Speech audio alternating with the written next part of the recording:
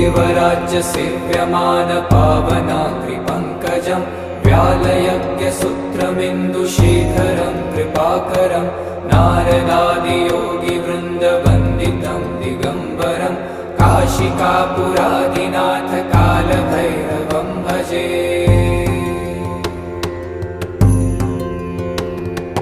भानुकोटिभास्वरं भवाब्दितारकं परं नीलकण्ठमीप्सितार्थदायकं त्रिलोचनं कालकालमम्बुजाक्षमक्षशूलमक्षरं काशिकापुरादिनाथ कालभैरवं भजे। शूलटङ्कपाशदण्डपाणिमादिकारणं शामकायमादिदेवमक्षरं निरामयं भीमविक्रमं प्रभुं